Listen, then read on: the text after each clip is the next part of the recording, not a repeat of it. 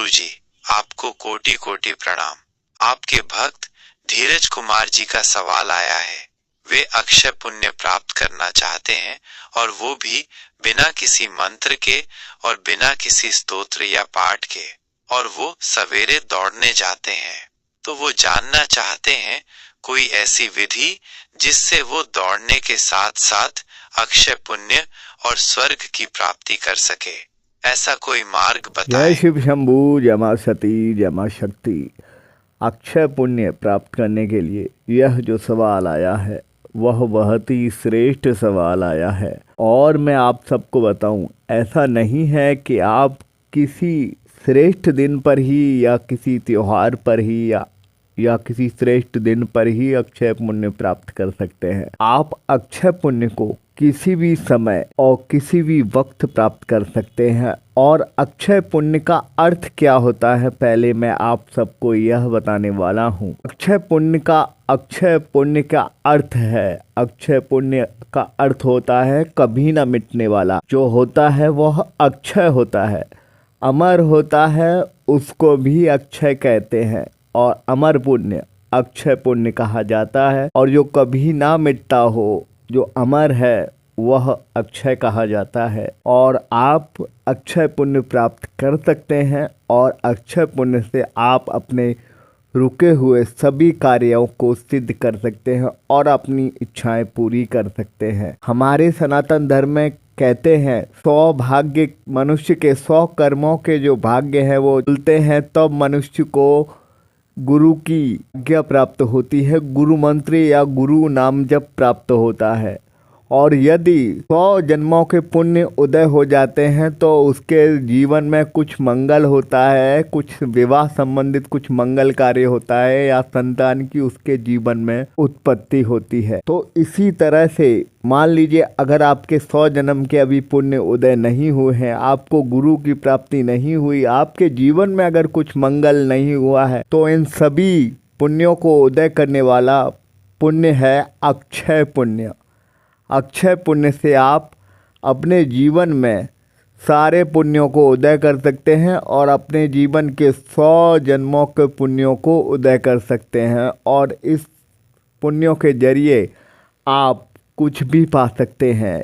अक्षय पुण्य का मैंने आपको अर्थ बता दिया। अब मैं आपको कहानी के रूप में समझाना चाहूँगा कि किस तरह से अक्षय पुण्य से किस व्यक्ति ने लाभान्वित किया है। और यह कहानी मैं आपको कलयुग की एक कन्या जिसका नाम अर्चना जादौन है, फिरोजाबाद से, उसका साक्षात कलयुग का जो स्त्री अभी भी इस भूलोक पर और इस दिल्ली में अभी उपलब्ध है, उसका मैं आपको उदाहरण बताना चाहूँगा कि उसने किस तरह से अपने जन्म जन्मांतर के दुर्विचारों को ख़त्म करके, दुर्विचारों को और दुर्गति को और अपने पापों को ख़त्म करके अक्षय पुण्य प्राप्त करके किस तरह से अपने जीवन में सद्भावना लाई है।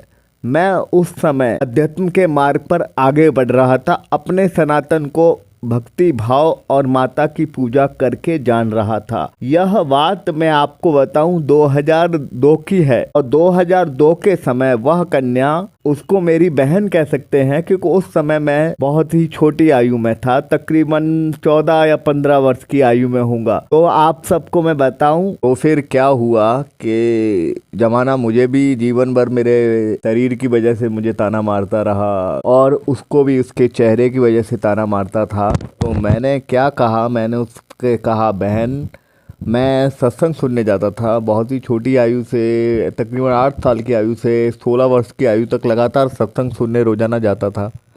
मेरे पड़ोस में ही सत्संग होते थे, तो ज्ञान में शुरू से ही सनातन धर्म का और ब्रह्म ज्ञान को लेता रहा। तो मैं आप सबको बताऊं कि मैंने उसको कहा, बहन दोबारा तो ताना मारेगा ही मारेगा, पर तुम ज्ञान का मार्ग अपनाओ। और मैंने फिर एक दिन प्रवचन में मुझे यह अमर पुण्य का पता चला। वह अमर पुण्य मैंने उसे बताया, उसने किए। और जमाना उसे क्यों ताना मारता था, क्योंकि उसका आधा जो चेहरा था ना, वो आधा चेहरा लाल था और आधा जो चेहरा जो नॉर्मल लोगों का था वैसा था, हो सकता है किसी कर्मवश, कर्म धोखेवश या किसी भी वजह से पुनर्जन्म के कुछ पिछले संस्कारों की वजह से उसके चेहरे को भगवान ने, परमपिता ने आधा चेहरा उसका लाल बनाया था, इस वजह से लोग उसे ताने मारते थे। तो फिर उसने अमर पुण्य किए। यही अमर पुण्य मैं आज इस अक्षय पुण्य या अमर पुण्य इस भाई को बताना चाहूँगा। और आज माता की कृपा से आज वह धन दान से बरकत है, शादी विवाह भी हो गया। जबकि लोग कहते थे, ब्राह्मण उसके घर आते थे कि कुंडली में इसके विवाह ही नहीं है, इसका विवाह नहीं हो पाएगा, इसके जीवन में कुछ भला नहीं होगा। और आज माता रानी की कृपा से, अमर पुण्यों का इसके प्रताप से, और मैंने खुद भी देखा कि यह सारे अमर पुण्य उसने किए थे। तो आज वही सारे अमर पुण्य मैं आपको बताने वाला हूँ। और मैं आपको बताऊँ, जो उसका लाल चेहरा था, जैसा कि मैं आपको बता रहा हूँ, 70% उसका चेहरा लाल था और चेहरे की जो स्किन थी वो लाल थी। जैसे आपने सुना होगा, उसको लहसन कहते हैं। कोई कोई हमारी यूपी में उसे लहसन कहा जाता है, चेहरे पे लहसन हो जाता है तो काला या लाल पड़ जाता है, वह था उसके शरीर पर।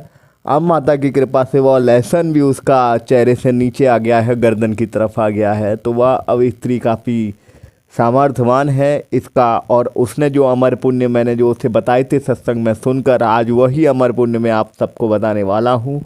अब आपको एक एक करके मैं वह सारे अमर पुण्य बताता हूँ। प्रथम अमर पुण्य है, शाम को संध्या के समय किसी भी मंदिर में जाकर आप दिया प्रज्वलित कर दें। उस दिए का अमर पुण्य, अक्षय पुण्य इतना होता है कि आप जब भी कभी भी जीवन में दुखी होंगे, वहाँ से अमर पुण्य आपको मिलेगा और आपका जो कष्ट होगा, जो आपके जीवन का दुख होगा, वो 100 गुना आपको कम ही मिलेगा। और आपका वह दुख आपके जीवन में बहुत ही क्षण भर के लिए होगा। तो मैं आप सबसे बस यही कहना चाहूँगा, माता के मंदिर में या किसी भी मंदिर में जो आपके निकट हो, शाम को दीपदान जरूर किया करें। उस मंदिर में जाकर दीपक अवश्य लगाया करें। और मैं आप सबसे कहना चाहूँगा, अगर सक्षम ना हो तो धूप लगाएं। यह मैंने उस कन्या को बताया था जो मैंने सत्संग में सुना था। अब मैं खुद भी आपको अपने कुछ अमर पुण्य बता देता हूँ जो मैंने अब सीखे हैं और जो मेरे गुरु के माध्यम से मैंने जाने हैं, वह आपको अमर पुण्य बताता हूँ। गंगा जल में सफ़ेद चंदन मिलाकर महादेव पर अर्पण करने वाला व्यक्ति अमर पुण्य प्राप्त करता है। और इस अमर पुण्य का उसे तीनों लोकों में लाभ मिलता है और उसके जीवन में फिर दरिद्रता नहीं आती है। अब मैं आपको तृतीय अमर पुण्य बताना चाहूँगा। पीले चंदन से आपको बेलपत्र पर 5 बेलपत्र लेने हैं और 5 बेलपत्रों पर ओम बनाकर आपको महादेव को अर्पण करने से अमर पुण्य की प्राप्ति होती है। यदि आप शिवालय के किसी भी शिवालय के चतुर्थ सुनिए, यदि आप चतुर्थ सुनिए, किसी भी शिवालय के अगर आप 11 परिक्रमा लगाते हैं और वहाँ पर अपने नतमस्तक को रगड़ देते हैं तो भी आपको अमर पुण्य की प्राप्ति होती है। और यदि पीले चंदन में अगर आप बेलपत्र पर ओम लिखकर महादेव को अर्पण करते हैं या राधा रानी और कृष्ण भगवान का नाम लिखकर अर्पण करते हैं तो हमारे महादेव, हमारे त्रिलोकीनाथ बहुत खुश होते हैं, हमारे शंभुनाथ बहुत खुश होते हैं और आपको अमर पुण्य, अक्षय पुण्य प्राप्ति कराते हैं। अब मैं इस भाई का जो सवाल था कि भाई सुबह दौड़ने जाता है और वह चाहता है कि किसी ऐसी विधि को मैं बताऊं जिससे उसे पुण्य का लाभ हो, तो भाई को एक नियम करना पड़ेगा।